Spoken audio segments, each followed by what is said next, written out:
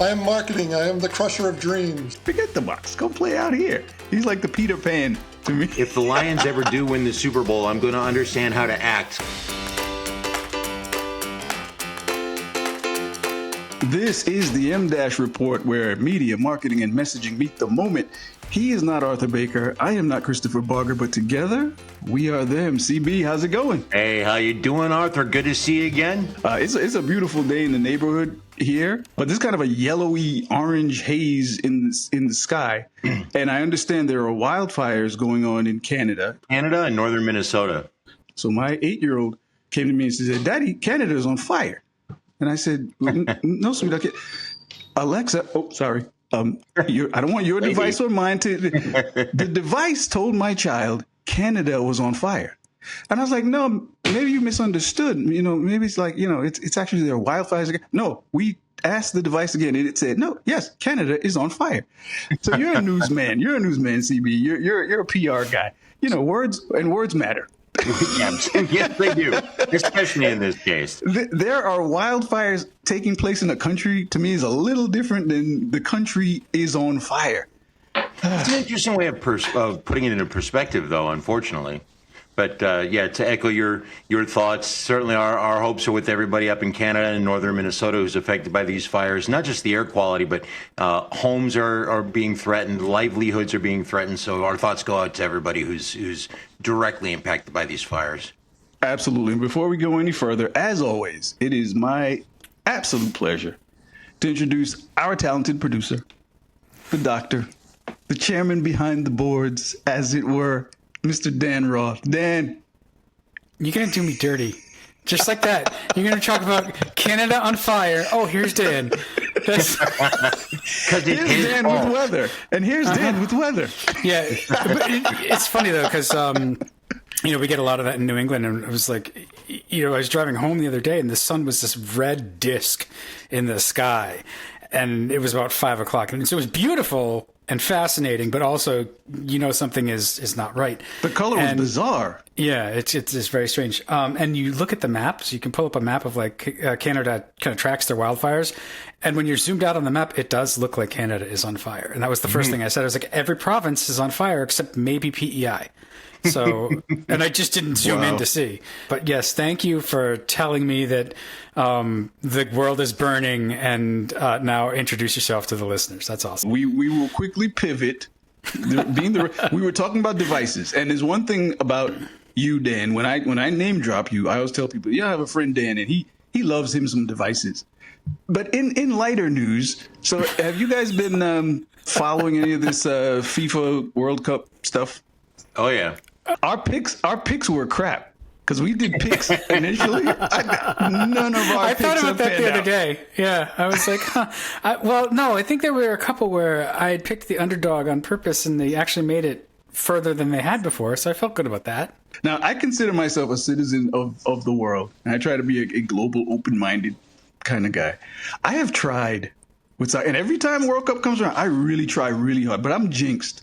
Anytime I sit down and watch an entire soccer match, it ends in a tie. And usually the tie is 0-0.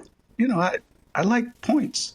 I could watch my kid run around for an hour and, have the result be 0-0. And it's like, just knowing that they enjoyed themselves and I was there to support them brings me joy. But to watch highly compensated grown men run around for an hour and the outcome is no points, I feel a little jilted. You're supposed to cheer when they get close, which is unlike anything else that happens. That sounds like some relationships I've been in. But I'm not even going to ask. The thing about soccer and World Cup that I thought was the most hilarious, because I haven't really watched soccer at that level, like pro soccer. The flopping is so obviously nonsense, and you're just like, come on. It's they don't insult my intelligence. It's such a weird thing versus like football where they just try to beat the hell out of each other. This is like, no, look how weak I am. I can watch rugby. Yeah. It's like the soccer. Give me a 107-97 basketball game. Give me a 7-3 baseball game. Give me a 3-1 hockey game, but no points. My uncles used to play cricket. You could score like 100 runs in an at bat. Give me some points. You know what? I think honestly, it's a cosmic metaphor where you watch the match and there are no points. That's because there is no point. Now Okay, so Dan will not be among that is the- a marketable slogan. I wonder if FIFA would take that. Soccer. There's Gonna guess football. not. There's no point. There's no point. Well, no. I'm just glad. Abandon all hope. You enter here. Oh man! So before we get any further, though, so I want to give a quick shout out to Daniel Mendez. Arostica. Mr. Arostica, because he gave it. Dan, tell the people a little bit about what Dan did for us as he's going on vacation. Yeah, it was great. He put out a note on LinkedIn, and so Daniel has a day job, but he also runs this community on LinkedIn and a Substack list that's comms jobs. And so hashtag comms jobs. He people send him listings and he'll post them because he has a lot of followers. And so he said he was going on vacation and I love podcasts or something. And so it's like, hey, you should listen to ours. And I just meant it to be like, hey, Daniel, check this out. He sent it out to everybody. So that was super cool. I saw that. I was blown away by the company that we were in. And Daniel, thank you. Thank you. And speaking gracias. Yeah. And speaking of people who are worth a listen, we are really excited today because the guest that we have, he's actually part of the reason and inspiration why we do this to begin with. Literally. CB, why don't you give him a proper introduction? Sure. I'm gonna all right. Bubble over. If you have been listening to Communications and Marketing Podcasts at any time for the last almost 20 years, you've listened to the BeanCast with Bob Knorpp.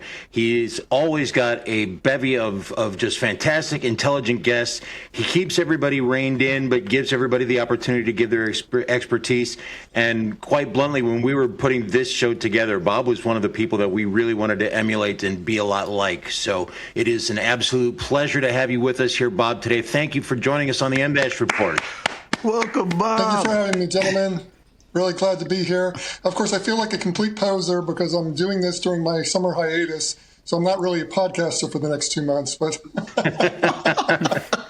You've been laying the tracks for the last 18 years, Bob. So you've earned the break. You have, and I wonder how many like stray kind of stepchildren of your podcast like us there are.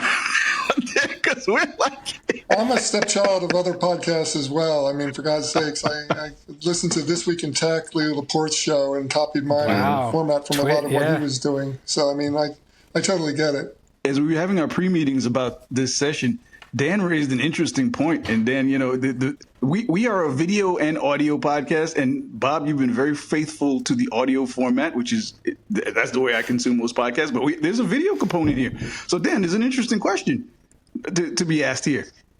Bob, nobody's ever seen you. How do we know this is the real Bob Knorpp? How do we know that you know? People have seen me playing. I've got lots imposter. of photos. I'm on my Instagram. I'm on Facebook. If you've seen the pictures, they know.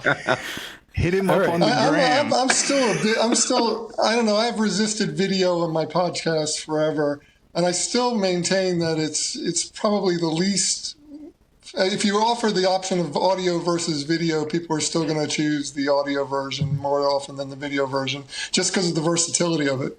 But so, and then there's the fact that I don't want to be on camera with my, my lack of expressions or looking at the wrong place or whatever. It's just like it's an art to be on camera, and I'm not the best at it. So I had a pre-interview with Bob before I got to be on the BeanCast. So I got to experience him visually, and I was like, I was being interrogated by the principal.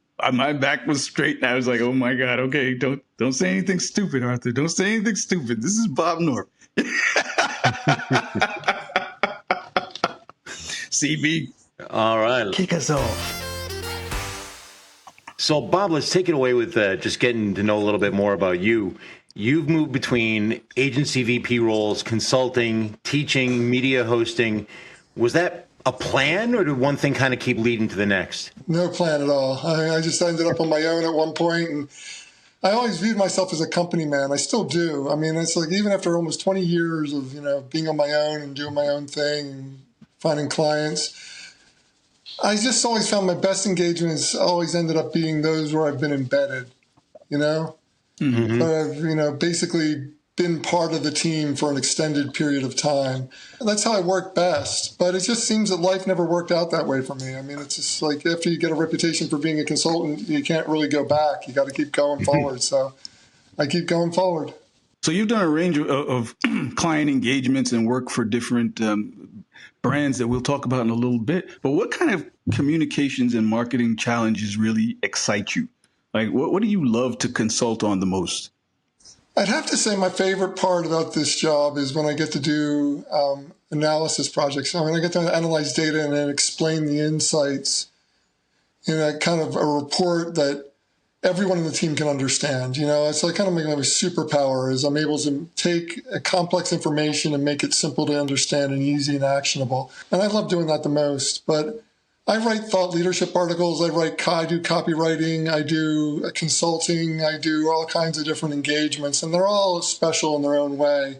I mean, I started off as a copywriter, so I mean, writing is a part of me. Just that opportunity to make sense of something and make it clear to the end audience, that matters to me. I think it's something that's a lost skill in some ways.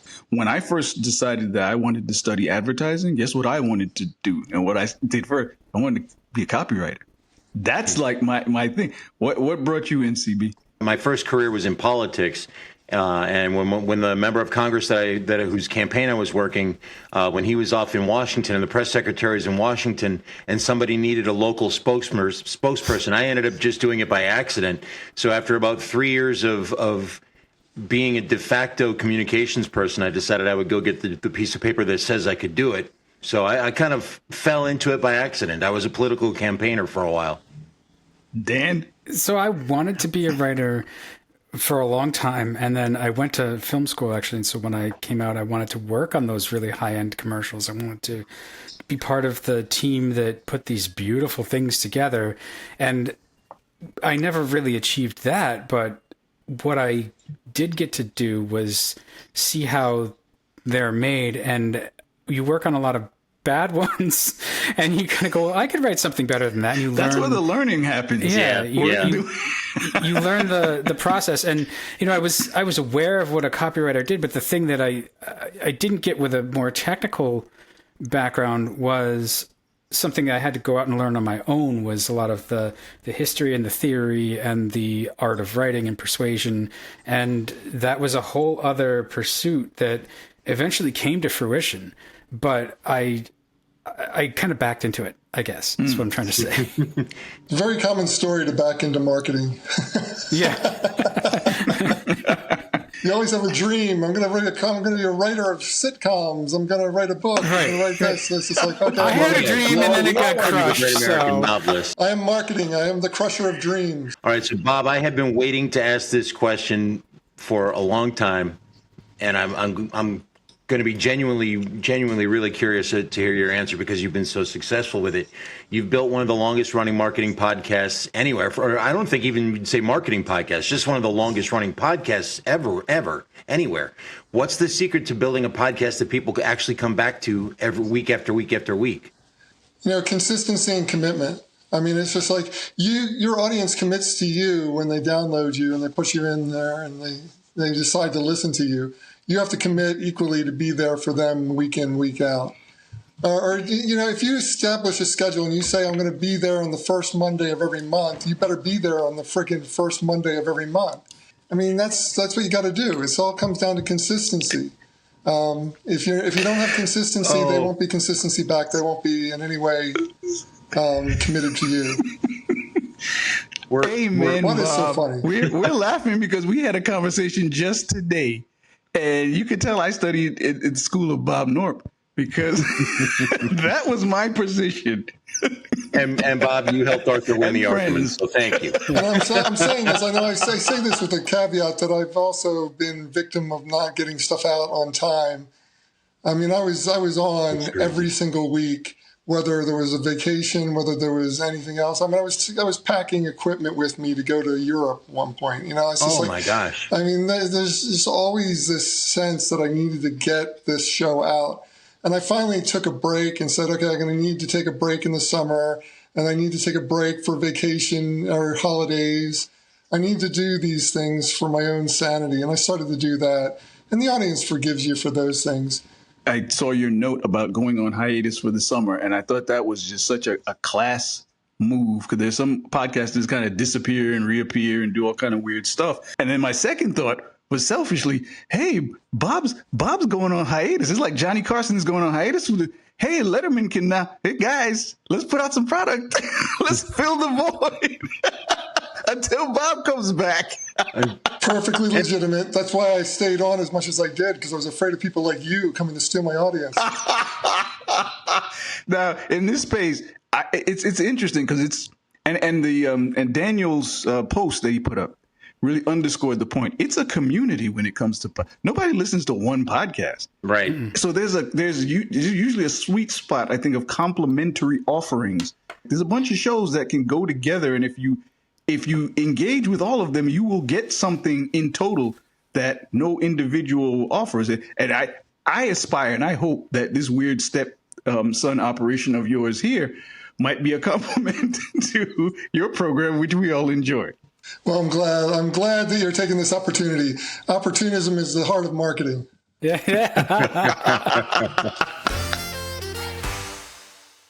Let's go into crunch time here. Let's really get down deep. Bob, when we started out building the framework for what became the MDash report, Bob, the BeanCast was one of our North Stars for what we wanted this podcast to be.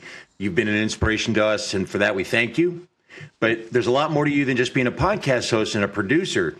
You taught integrated marketing at NYU while you were consulting for brands like Campbell's and Mars and hosting a weekly show. Most people pick one lane. How did wearing all three hats at the same time make you better at each of them? I think it comes down to I started my career in marketing as a direct mail copywriter. And, when you're a direct mail copywriter, you're taught to be good at taking on a persona or making it believable. It's just like you're taught to take on these personality traits and these mannerisms and these vocal traits, and you turn it into some kind of letter that it just comes from the person who's writing the letter. And I would get to hear their voice and work with their voice and try to get that language just right so that it communicated from an individual to an individual. And I think that training makes me think about marketing in a different type of way. It makes me think about the different types of things I can do, like teach or be an analyst or whatever. It's just like, the way I put it is, it makes you curious and it makes you a habitual learner. It made me good at a lot of different things because I just sort of saw the entire world as I can be anything I want to be, as long as I have the ability to capture the voice of that individual and to present it in such and such a way. It's probably why, even though I'm, pretty far along in my career, I won't say how old I am, but I'm pretty far along. It's probably why I'm 2 semesters in on an MBA program right now. I mean, it's just like, even at my own stage of a career, I'm pursuing an MBA because it's just like, it's a chance to learn and grow. And yeah, I taught at NYU, but that doesn't mean anything. It's just like, it really comes down to, I really saw it as an opportunity to take advantage of something that was being presented to me and make it my own. That's awesome. I think the best professors are usually the best students because you understand that there's always more to take in. You would think that, but as some of my professor friends have said, it's just like, I never want to be in another class again in my entire life. It's just like they learn just enough to get their degree and they never want to do it again. You make an interesting point, though, when you talk about direct mail, because that's different than like marketing that we talk about with branding and that other really visible side of advertising. Direct response, which is where I started as well, was you really do you have to understand people, I think, more than corporations. Your branding seems to be like a top-down approach in a lot of ways. Here's what we want to put out into the world, where direct response is bottom up. You have to understand the audience and the motivators. And that was, you touched on curiosity, and that was what fascinated me was, how do I get their attention? How do I get them to do a thing? And so have you seen that dichotomy yourself, the two different sort of approaches to motivating people? Direct marketing taught us to use all the tools in the marketing toolbox. It taught us that we were inside of a box, a very small box, an envelope, or literally a box. But we needed to think, what can we do inside this box? It wasn't the out-of-the-box thinking that a lot of brands thought about. It was what can we do inside this box to make it as exciting as we possibly can? These are the opportunities that are different than you would get in the typical digital communication these days, which is really more about you've got 8 seconds, get it done. Yeah. So you're approaching episode 820, I think, of the BeanCast, and you've been running since 2008. So that's almost 2 decades of weekly conversations. In that time, what do you think has changed the most about the way marketers talk to one another? And what's changed most about the way you think about marketing? It's really amazing to me how little has actually changed when it comes down to how we discuss marketing. I mean, when it comes down to it, the tools and the jargon have changed, but it always comes back to the basics. I mean, no matter how digital we get or how experiential we try to be or how experimental we try to be with our marketing, it still comes down to it's about the customer. It's about creating a message. It's about making that message believable. It's about making them claim it as their own and making it part of their lives. And, for me, that's the amazing thing about marketing. It's just like you can change all the deck chairs and you can, hang different art on the wall, but it's all coming down to the same types of techniques. And the toolbox may be completely different that we're working with today than when I started. But at the same time, we're still doing the same old thing. It's just like we're trying to convince customers, people, to actually like us, know about us, and want to buy us. Let's stay on the BeanCast here for a little while, Bob. You built the BeanCast around a rotating panel of marketing experts rather than doing one-on-one guest interviews. It's a deliberate format choice. What does that format unlock that a traditional interview can't? Don't forget that I make people talk about what I want them to talk about. I mean, I basically go out and I say to them, get off of your talking points. We're not going to take your speech that you've given at every conference for the past year, and you're not going to get to talk about the same things you talk about every week. We're going to talk about what I think are the big news items of the week, and then you're going to give me your opinions about them and your thoughts about them. So it's more like a conference. It gets them debating, gets them networking. It expands thinking into hopefully new ideas. And it's also a great networking opportunity for people. I mean, it's just like they get to meet and test your wits against somebody else who has equal stature to yourself or maybe even more stature than yourself. And it gives you that opportunity to connect with them and do business with them. So there's lots of reasons that this panel succeeds as a different type of way to approach it. I mean, the interviews are fine. It's just like one-on-one guest interviews. They're kind of the staple of the internet. They make a lot of sense for that purpose. But what I wanted to do was something that would make me smarter, make my clients smarter, and hopefully make my guests smarter. And that was just the opportunity to put a question in front of them that nobody had preparation for. I mean, they had a certain amount of preparation. I prepped my guests pretty well. But, I mean, just that opportunity to see, to basically challenge yourself to go into a debate situation and come up with an original opinion about it and on the fly. I think it's really important, and I think it really stands out in the marketing world. I always said I was meet the press for the ad industry. I always marvel at how you keep, as the ringmaster of this thing, and sometimes you have an eclectic group of folks on the panel. I'm thinking of Saul Colt. Shout out to Saul. But how do you ring You that love up? Saul. I mean, ever since you came on, you've just been like geeking on Saul. How was I it have having never him on the met such show? an unbound. He's like, from everything that I was trained in corporate life to, the boxes I was taught to be in. He's like, you know what? Forget the box. Come play out here. He's like the Peter Pan to me. I do love me some Saul. So your recent episodes, you've touched on a range of topics, and that's part of what makes your format, I think, so great and distinct. You touched on AI fatigue, programmatic advertising, and Google's liability exposure around AI summaries. As someone who's watched every major marketing disruption of the last 15 years plus, where does AI rank in terms of how fundamentally it's reshaping this discipline of ours? Well, let's be clear. AI is not reshaped a thing about our discipline. Its impact has been massive. Okay. Its impact has been massive, but only in terms of things like economics of the business, logistics of the business, operational things. Because it's just like, it's not making the copywriting better. In many cases, making it worse. It's not making the art better. True that. Is what it's doing is that increasing the ability of the agency world or the marketing world to do things at a reduced cost with greater efficiency. Now, you can say that's terrible and it's going to destroy the industry, or you can say that's great and it's going to increase our bottom line. However you take it, that's all that AI is doing. It's not it's not reshaping the discipline. If anything, it's fine-tuning the discipline. I like that answer. Very provocative. I love that. That's very mic droppy. And that's what I get from listening to a lot of experts on the show. I mean, there's not a show that I've done over the last 2-3 years that hasn't involved AI, it seems like. I mean, I've really tried to get away from the topic, and there's no way to get around it. I sometimes have up to 2 or 3 topics on my slate each week talking about this subject. And this doesn't come from just me spouting off. This comes from listening to a lot of very smart people who have some very strong opinions about it over time. And what it comes down to, it really has not reshaped the discipline. No.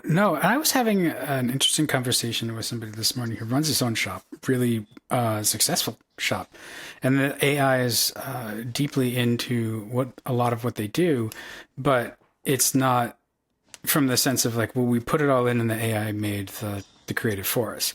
It's very creative people using AI tools at a high level. And so some of the things he was showing me, I felt really dumb. I was like, I'm not, I can see what you're doing and how you built it with AI and the way he set it up to help him as a creative and as a creator be more efficient. And they were actually effective versus the very blunt approach of like, put this stuff in, tell it what you want, and then just take what it gives you. Like, I think that whole blunt approach, that's sort of the rudimentary thinking, but the artists are going to use it as a tool, and that's coming. I feel like we're on the cusp of some of that. So I'm optimistic. All right. So you've written that there's no such thing as a distinct digital marketing discipline anymore, that it's all just marketing. Yet clients still go to consultants asking for digital strategies and social strategies as if they're separate things. How do you bridge that gap in the room? None of this anymore stuff. I believe digital has never been its own discipline. I've said this for years. We do 3 things in marketing. We establish identity, we sell, and we manage public perception. I mean, in other words, we do branding, we do direct response, or we do PR. Everything else is a media choice. And digital is just a media choice. Every media choice has its own toolbox of tools that you need to work with. I mean, some things are like, if you're going to do email, you need to like do it on a Thursday or a Tuesday morning. You know, there's certain rules to the media usage. But in terms of what you're doing in that media, you're either trying to brand, you're trying to sell something, or you're trying to just manage the perception of your brand to the public. And it's just like, that's all it comes down to. And everything else is just a media choice. And I think we need to get over the fact that digital is not a whole brand new thing. It's just marketing packaged in a different wrapper. Wow. I love that. That was a softball question, guys. I've been saying that for 10 years. Well, it needs to be heard more. And it needs to be repeated in a lot of boardrooms and a lot of corporate meetings, a lot of places. So you, over the course of your impressive career, you've helped launch an array of brands, from Metacam to Greenies to American Horror Story, one of my personal favorites. What elements of great marketing do you think are timeless, regardless of these channels that we just talked about and mentioned?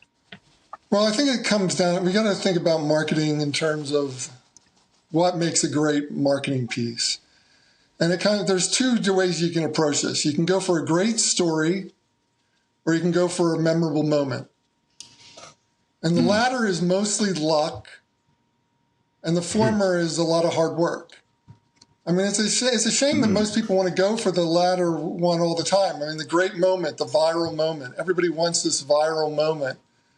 And it comes down to, you can get lucky and get a viral moment. And if you do get a viral moment, it's a tremendous success and it's going to work wonderfully.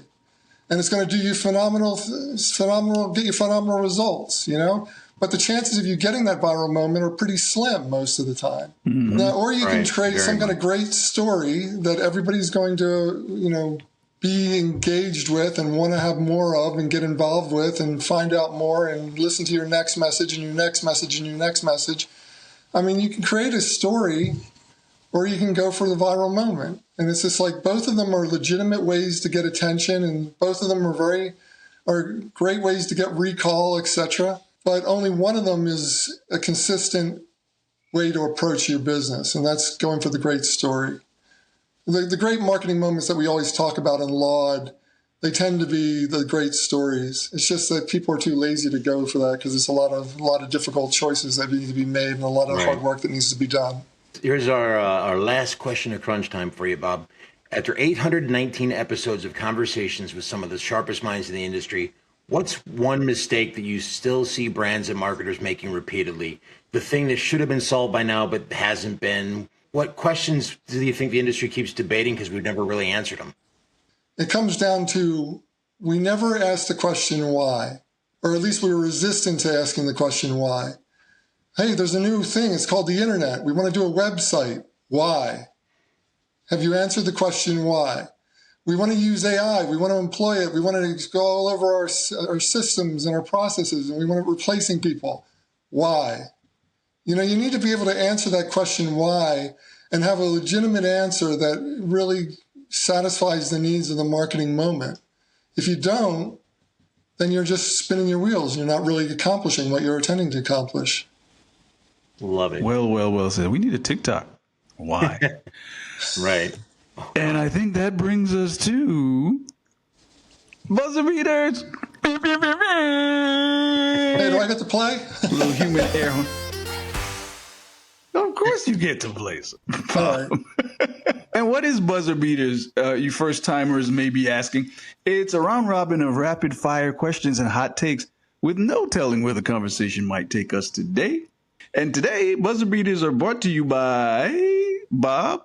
The Cool Beans Group, that's my consultancy, and I would love to do business with you. So if you like what you've heard me saying or you have any appreciation for the good old arts of direct marketing or any of the newer arts like digital media, you can always find me at thebeancast.com. That's the home of everything that's Bob Knorpp and has to do with my show and my work and what I'm doing.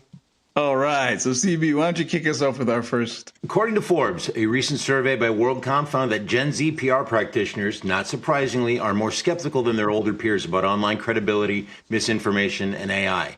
But here's the kicker. They also reported a massive lack of institutional support, with almost no training from the employers on how to actually spot deep fakes or verify online sources.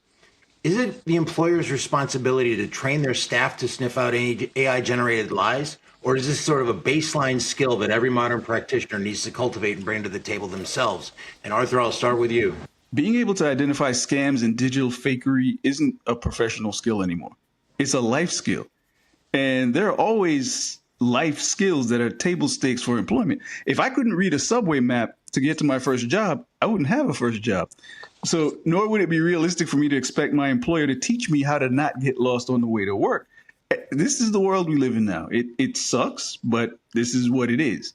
And this kind of operational awareness and base level kind of understanding in a digital sense, it's now a fundamental survival skill. And the training has to start at home. It has to, if you want your kids to survive to C school or a workplace or anywhere outside of your home.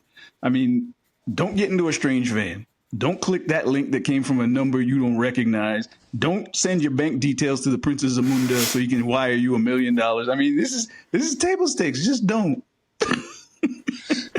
I compared it to the cars and computers. The first adopters are hobbyists and they know how it works. The next generation just assumes it works and never bothers to pop their head under the hood, you know?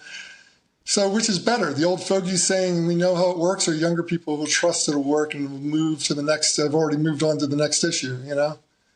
there's some argument to be made that getting to the expert opinions and the expert experience of your older staff, teaching your younger staff, there's something magical about that. But there's also something that's realistic, that your younger people have grown up with it and no longer want to know what's under the hood. They've already moved past that onto the next issue.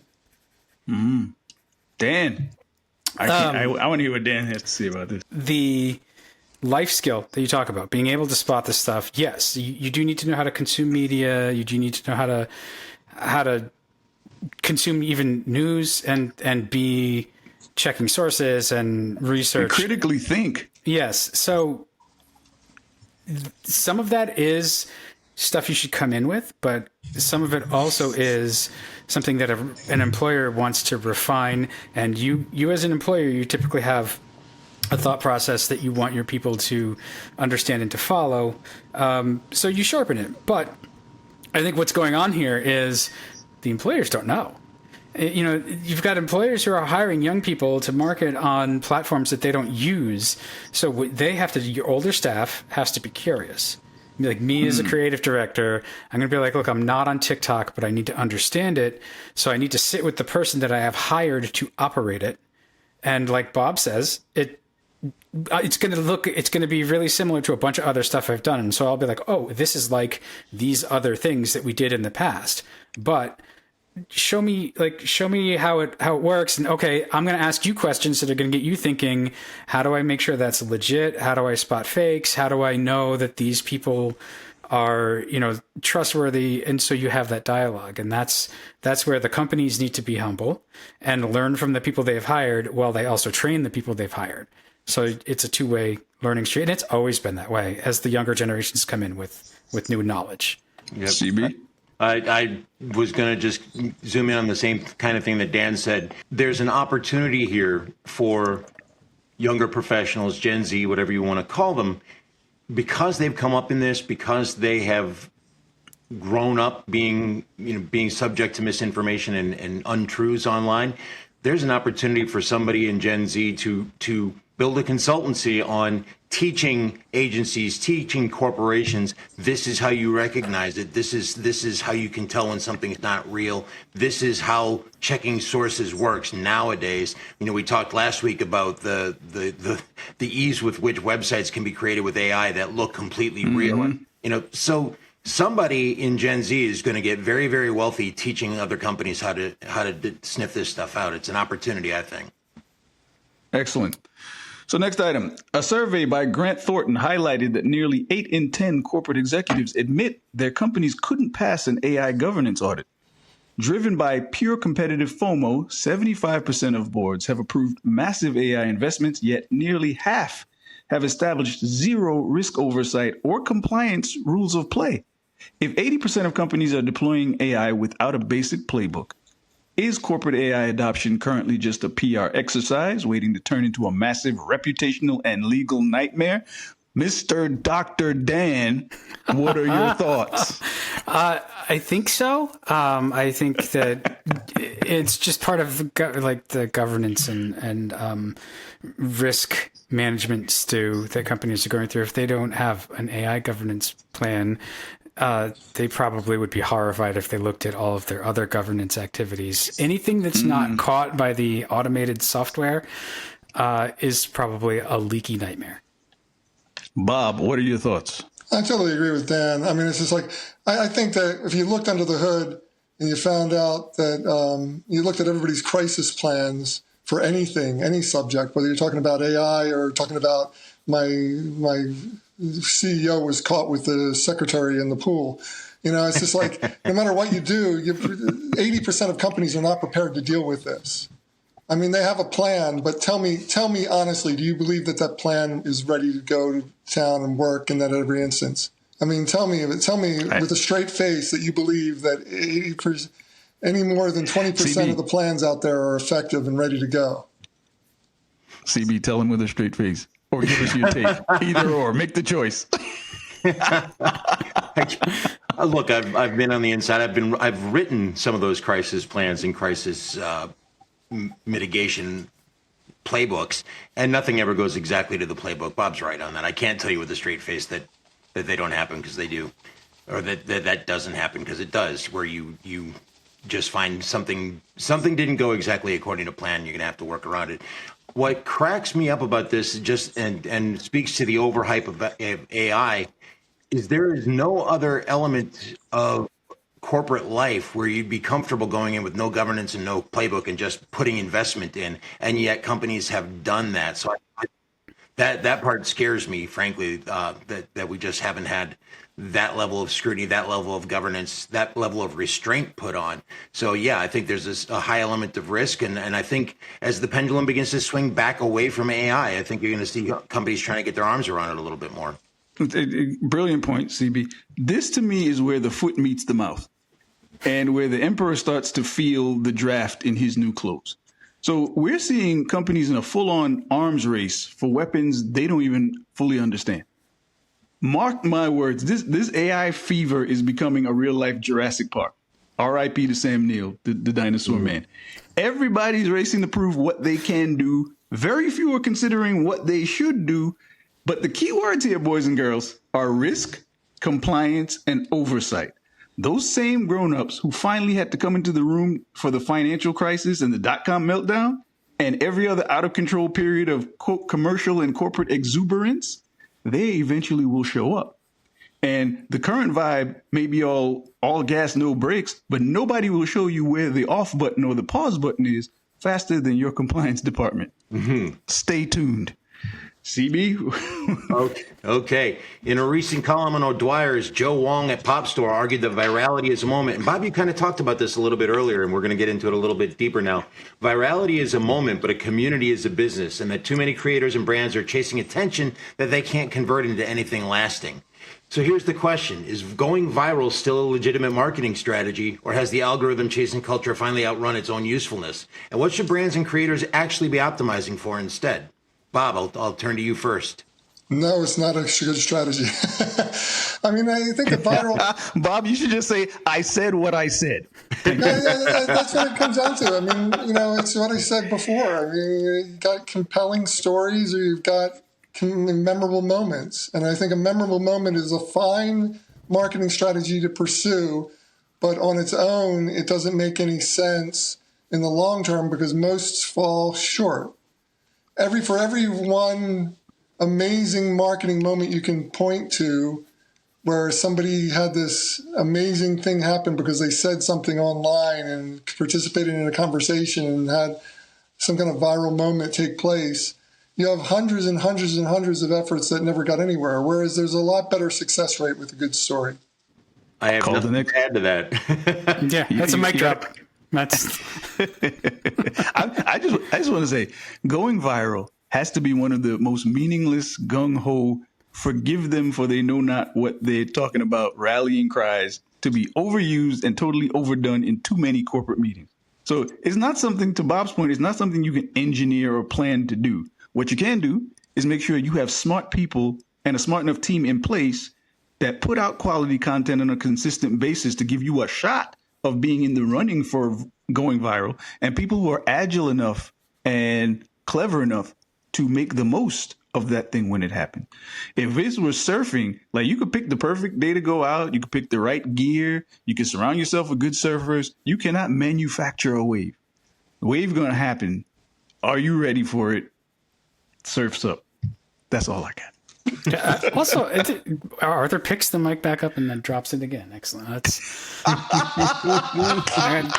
Dan nothing to picks add. it up. All right, what's next? Arthur. Speaking of viral moments, the CEO of McDonald's posted a now notorious video of himself on social media awkwardly taste testing the Big Arch hamburger. Even though TikTok and ex-creators ruthlessly mocked this stiff corporate presentation, and competitors like Burger King and, of course, Wendy's newsjacked the moment, the viral buzz led to record-breaking online mentions and actually drove higher than expected sales for the product.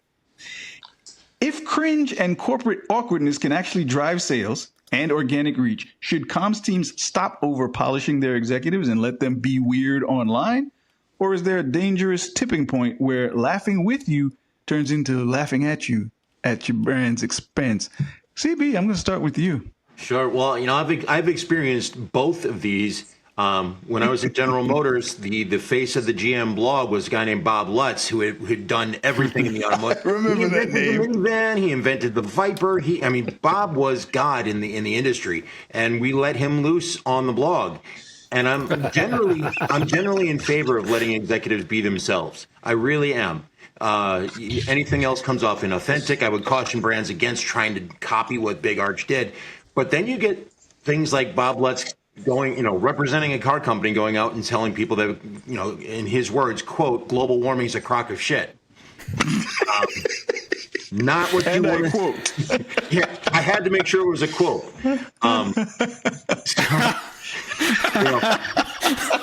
Because I couldn't manufacture anything else like that. Yeah. So I've experienced what it's like when being themselves online goes a little too far or causes a problem for the brand. But if I'm given the choice between forcing somebody to be inauthentic and read from talking points and try to be that perfect corporate spokesperson, or letting them be themselves, nibbling on a hamburger instead of taking a big bite, going out and challenging the climate change community, whatever it is, I'm going to err on the side of letting the executive be themselves. Dan, what do you think? I agree with Chris. I mean, I think you've got to be prepared for what might happen. So knowing what Bob Lutz might say, like when you said Bob Lutz and on the blog, I'm like, that can only end one way. He's going to offend somebody.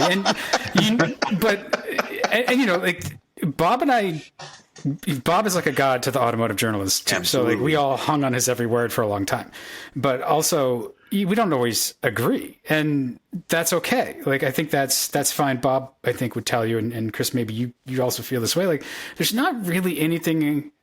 There's no such thing really as bad PR. There are messes you need to clean up, but if PR is about getting your company into people's awareness, well, bad works. Bad works like good. It's just like you just lose control of the message, and I think that's the problem. Is you lose control of the message. You're gonna have to take. I don't care if you're a vegan and you run McDonald's. You're gonna have to take a big old bite out of that thing and eat it like you mean it. Because otherwise, it's going to come off like, it's like you're going to look like you're in pain. And But as much as it did, to the point though, sales are higher than expected. So yeah.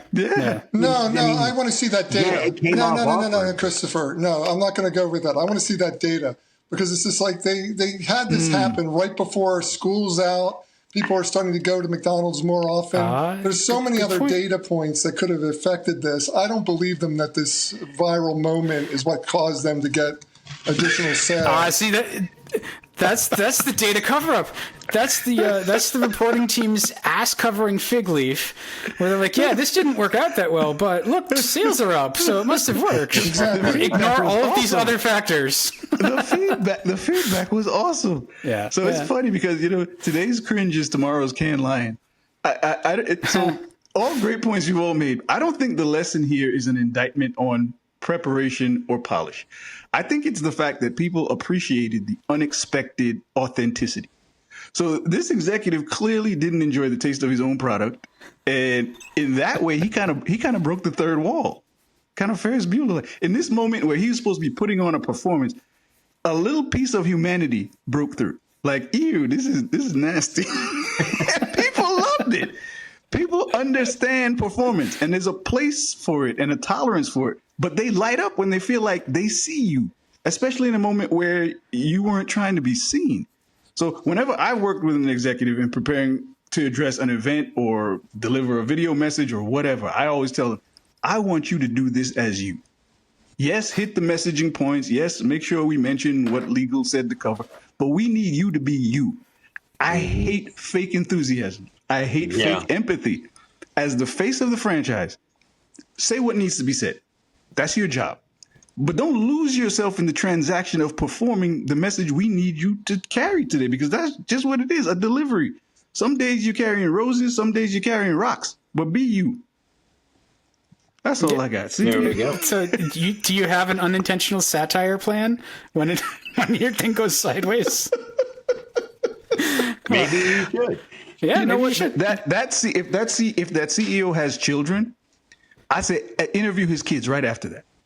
because dad just did this and everybody's talking about it. Interview my kids after I make a flub like that, and you will get a campaign that will go viral and will be heartwarming, and it'll be like, all right, Arthur. yeah, Dad, you really screwed the pooch on that one, buddy. What I need you to do is get a job at McDonald's. Okay, like high up, not like at McDonald's. Like, and then I've always dreamed of this. Yeah. Having a job at McDonald's. and mess up, and then we'll ask your kids. Right. So while we're on the topic of hamburgers here, from Wendy's to college football programs to political campaigns, brands are increasingly leaning into snark, trolling, and online beef just to grab attention. Is being savage online actually a communication strategy, or is it just empty calories for the algorithm? Dr. Dan. I love some of the savagery, but no, it's not a good strategy, because for all the people you delight, you're also putting off a bunch of other people. Have a personality, but not everybody can be. Not everybody can be fine-tuned at it, so then you just become a caricature of something that's. It takes nuance. It takes nuance to go out on the internet and be a jerk. So you probably shouldn't do that. Bob, what do you think? I would say that we really need to take a step back and ask, why are they doing this? If the brand is all about snark, and there are plenty of brands out there that are all about snark, why shouldn't their brand be snarky to the people that they're trying to attract? You know what I mean? I think too many people are trying to insert snark into their brand. It's just like, someone trying to insert our charity into our corporate entity and say, this is what we really believe, when everybody knows you don't believe in that charity. You're just getting involved because it's a good, right thing to do as a corporate citizen. And I think that the same is true with any kind of snark online. I mean, it's just like you either have it, a legitimate reason for your brand to be like that, or you don't. I agree with Bob wholeheartedly. Whenever too many people try to do something to be cool, it stops being cool.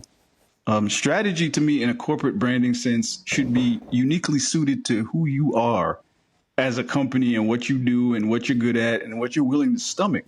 If you're doing something in terms of how you express or communicate or how you show up just to emulate someone else, you'll get exposed, and quicker now than ever. That's what I got. Absolutely. All right, Arthur, take us to the next one. Oh, this is a good one. I can't figure out who I'm going to call on first for this one. As reported in Robinhood Snacks newsletter, Palantir absolutely crushed its start of 2026 earnings, posting a massive 85% sales increase and 150% profit jump. Despite this blowout report, its stock still fell 7% because the U.S. commercial AI revenue slightly missed sky-high Wall Street expectations, highs that were fueled by a 1,900% stock gain. How do you handle the communications letdown when reality, even a stellar record-breaking quarter, physically cannot live up to your own narrative hype? Is there such a thing as too much narrative success?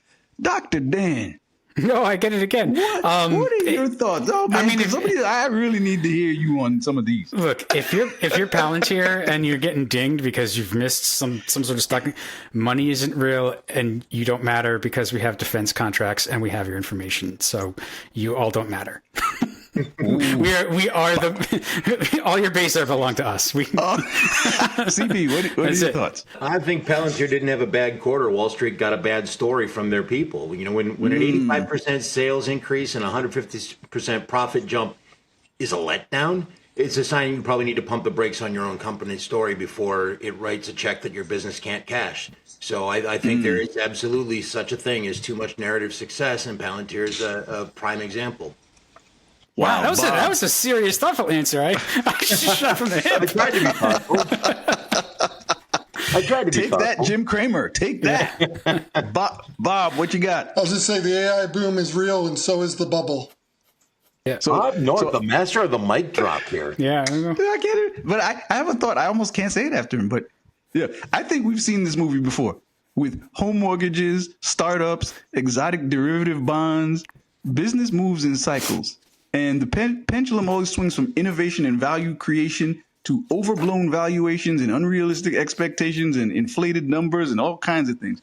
So AI, to me, is the latest chapter in this continuing storyline. Yes, some things are changing, but everything is not changing. And in the current conversation, there's nothing to me that says 1900% upside. What I really hope is that some regular people, not people who are 1% or own multiple yachts and whatnot, regular people have some of this supercharged stuff in their retirement accounts and get well from it before it all crashes, before the bubble pops, because that would be some humane justice. Probably won't happen, but I would really hope. Just so I understand, they got dinged because of their AI, like. It's expectations versus delivery on things. And these Wall Street types look at everything you said you were going to do, and they pick out what they feel is the most important thing. And they say, okay, your future is based on this. How are you going to perform in that? Regardless of how you're doing now. It's a weird psychological game when it comes to these really odd investment types. Yeah, I mean, Palantir's value is really that they're a database of databases. Like they have so much information, and everything is so interconnected. Like whether or not AI is a part of it, or they meet an AI goal, or they're slightly off of predictions, like there's still such inherent value within that company to the people that want to invest in it. Like, there's something I learned working for banks for a long time. The real money is never in the thing everybody's talking about. The real money is in whatever those clever bastards in the corner are whispering about just low enough that the rest of us can't hear about it. Right now, AI is how it's being held right now is a dumb money conversation. It's on everybody's lips, and it's the center of every common folk debate. It's the end all, the be all, the catch all. So effectively, it means nothing. Keep your eye on what the other hand is doing, and that's where the real money is going to be made. Take us up, CB. So the ESPY Awards just wrapped up in New York, and the night belonged entirely to the host city's Knicks, who swept the best team, best player, best championship performance, and best play. When a national awards broadcast hands the lion's share of the hardware to the local favorites, is it brilliant market engagement, or does it cross into localized pandering that alienates the rest of the country? Arthur, I know you got some thoughts on the Knicks. You must have been editing for time, because I got one thing to say. Knicks in fire. That's all I got.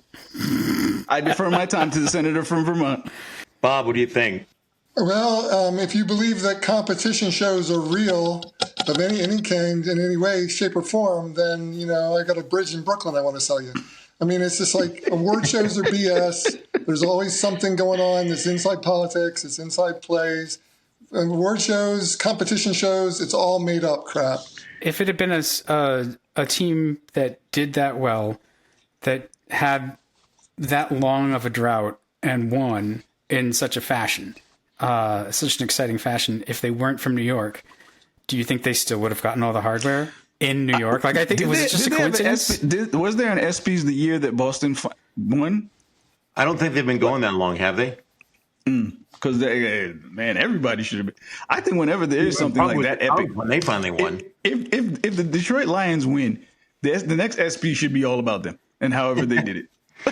But yeah, I mean, is it just a fluke of geography? And Chris, I don't know if you weighed in. That's just my sort of thought. It's like, was it ESPN has geographic bias though? I mean, you can tell because they set themselves up in specific markets. It's like ESPN New York, ESPN Los Angeles. It's like they got hometown favorites, and of course Connecticut, Bristol, Connecticut, who has no dog in any race whatsoever. But that was the point I wanted to hit. I mean, first of all, objectively, the Knicks were a great story, and Dan, you kind of said that too. They've a 53-year drought, and the drama of the comebacks in both games 4 and 5. I mean, there was legitimately a good sports story in there. But ESPN suffers from hometown bias in every sport. They focus inordinately on LA and the LeBron bias. LA and LeBron bias too. So there's a little bit of there's some fingers on the scales, I guess. There's a lot with them. But what I will say is that it has taught me, if the Lions ever do win the Super Bowl, I'm going to understand how to act by having just watched all the, I will be celebrating for one day and then I'm going to let it go. All Knicks fandom aside, I don't like the fact that you have sportscasters openly being fans of teams.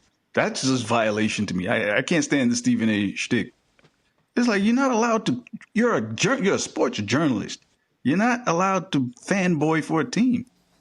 Anywho, that does it for this edition of the M-Dash Report. On behalf of Christopher Barger, Dan Roth, and the entire team here, I am Arthur Baker, wishing you farewell, fond regards, and good fortune for the future. Keep dashing. And thank you, Bob. And God bless Bob Knorpp. Thank you for getting us here, Bob. National treasure. Yeah. We're here because of you, buddy. Thank you. Thank you for having me on. And we're out.